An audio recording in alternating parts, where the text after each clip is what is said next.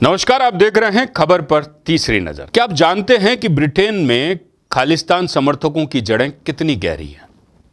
भारत और पाकिस्तान के क्षेत्र में फैला ये अलगाववादी एजेंडा ब्रिटेन तक कैसे पहुंचा?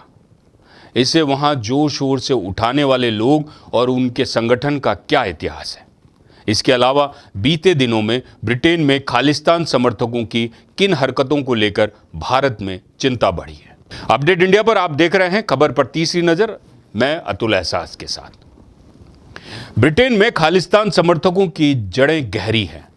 यह अलगाववादी आंदोलन भारत और पाकिस्तान में फैला है और धीरे धीरे ब्रिटेन तक जा पहुंचा। दरअसल खालिस्तान का मुद्दा पहले भारत में, खासकर पंजाब में उठाया गया था, लेकिन समय के साथ साथ इसे ब्रिटेन के सिख समुदाय ने भी अपना समर्थन दिया और वह आंदोलन अब ब्रिटेन में भी अपनी जड़ें जमा चुका है। ब्रिटेन में सिखों की संख्या करीब 5.25 लाख है, जो ब्रिटेन की कुल जनसंख्या का 1% है।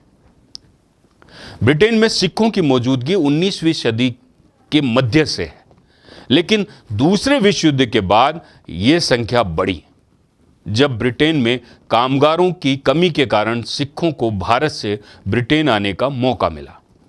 इसके बाद 1947 के भारत पाकिस्तान विभाजन के समय कई सिख परिवारों ने ब्रिटेन को अपना घर बना लिया। ब्रिटेन में सिख समुदाय के प्रमुख इलाकों में बर्मिंघम पैलेस या बर्मिंघम मान लेते हैं और ग्रेटर लंदन और आसपास के क्षेत्र शामिल हैं, जहां छोटे स्तर पर खालिस्तान समर्थक संगठन सक्रिय रूप से कार्य कर रहे हैं। खालिस्तान की मांग का इतिहास भारत पाक विभाजन के बाद से जुड़ा हुआ है। पाकिस्तान में सिखों के लिए उत्पीड़न और भारत में इस्लामिक शासन के बढ़ते प्रभाव ने कई सिखों को अलग देश की मांग करने के लिए मजबूर कर दिया था। 1930-40 के दशक में अविभाजित भारत में खालिस्तान का विचार उभरा, लेकिन यह लंबे समय तक शांतिपूर्ण स्थिति में था। अब 1960 के दशक में पंजाब में खालिस्तान के लिए मांग फिर से तेज हो गई।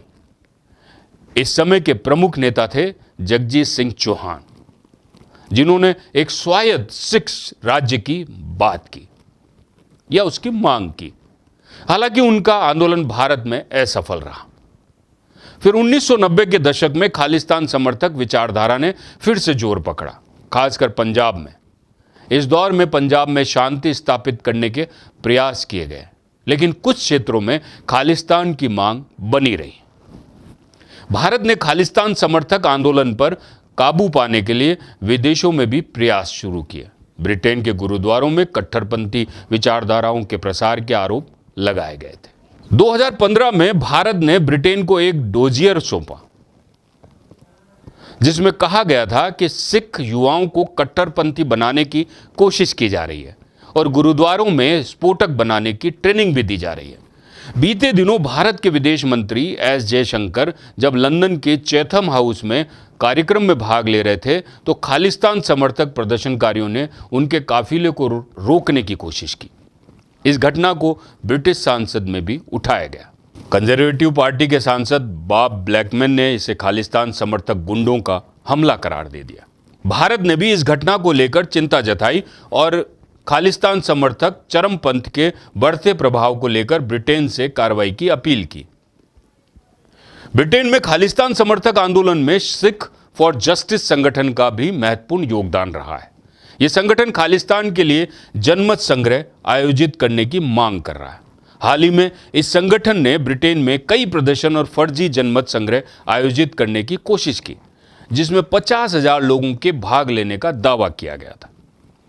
ब्रिटेन में खालिस्तान समर्थक आंदोलन की जड़ें 20वीं सदी के मध्य से जुड़ी हुई है और समय के साथ साथ यह आंदोलन उग्र हुआ है।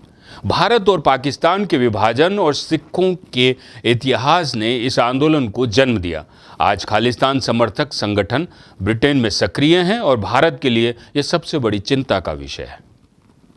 भारत को इसका हल हर हाल में खोजना ही होगा, क्योंकि एस जयशंकर के काफिले को रोकना यह कहीं न कहीं खतरे की एक बहुत बड़ी चेतावनी है।